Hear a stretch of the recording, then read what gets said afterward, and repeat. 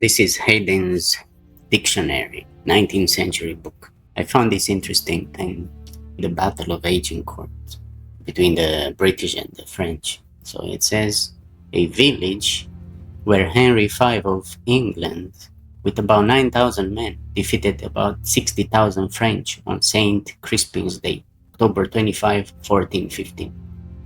Now what? 9,000 men versus 60,000? How is that even possible?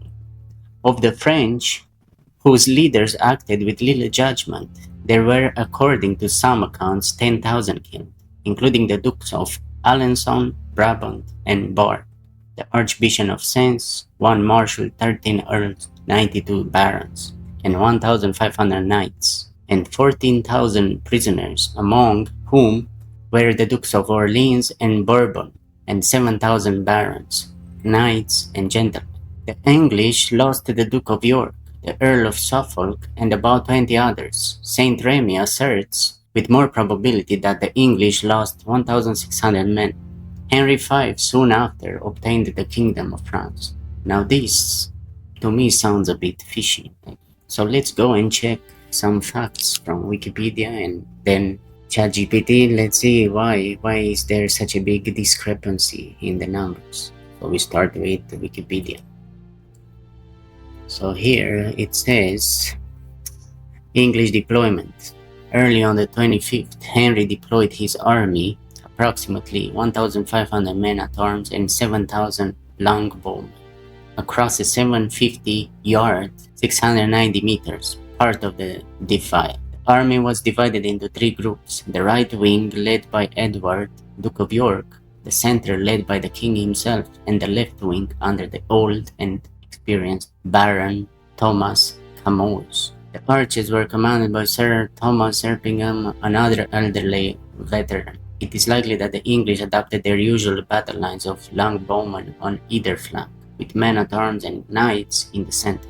Okay, so this is interesting. The numbers here are close to 9,000, so it's like 8,500 based on what it says here. So, okay, now let's see the French. And then it says, the French army had 10,000 men-at-arms, plus some 4,000, 5,000 miscellaneous footmen, including archers, crossbowmen, and shield-bearers, totaling 14,000, 15,000 men. Probably each man-at-arms would be accompanied by a valet, an armed servant, adding up to another 10,000 potential fighting men, though some historians omit them from the number of combatants. The French were organized into two groups, or battles, a vanguard up front and a main battle behind, both composed principally of men-at-arms fighting on foot and flanked by more of the same in each wing. There was a special elite cavalry force whose purpose was to break the formation of the English archers and thus clear the way for the infantry to advance. Okay, so 8,500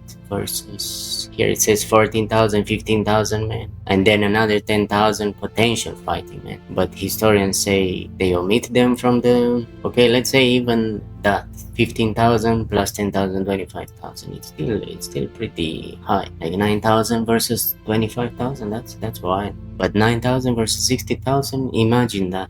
How do you fight 60,000 men? Unless you have machine guns and they have, knives or sticks, then yes, it's possible. But in those times with swords and shields and stuff, I don't think so. Maybe they had cannons and stuff, right? But even so, pretty hard to destroy 60,000 with 9,000. Unless the French had really bad strategy. Okay, now let's see ChatGPT, what it says. So it says the discrepancy comes from older historical estimates versus modern historical research. Haydn's dictionary and many 19th century reference works often repeated traditional accounts that dramatically inflated medieval army sizes. The famous story of the Battle of Agincourt, 1415, where Henry V defeated the French, frequently described as something like English 9,000, French 50,000, 60,000. Those numbers became popular because they emphasized the astonishing nature of the English victory. Modern historians have re-examined muster rolls, pay records, surviving military documents, noble retinues, logistical constraints, battlefield archaeology. As a result, most current estimates are much lower. English 6,000, 9,000, and the French 50,000, 60,000, and it's somewhere 12,000, 15,000, sometimes up to 20,000. So either the British, after they won, they inflated those numbers to brag, like, hey, we did them. 9,000, 60,000, you should have seen them on the battle. How can there be 60,000 people and they can't even fit such a tiny space to go to battle? So I guess the right answer is not the book, is the modern estimates, like 12,000, 15,000, and even 20,000 if it says so. But who knows? I'm curious. I wish I lived in those times to see, be there like with a pen and just write down this estimate like this and that. So there you have it. It seems the old Haydn's 19th century book is a bit inflated in numbers compared to what we estimate these days, which makes more sense these days because 9,000 versus 60,000, never. You're not gonna see that unless, as I said, someone has a machine gun, you go with a stick, then yes, you can go 1 versus 1,000. That's how it is. Thank you for watching. Come back. We're gonna check lots of stuff throughout the history.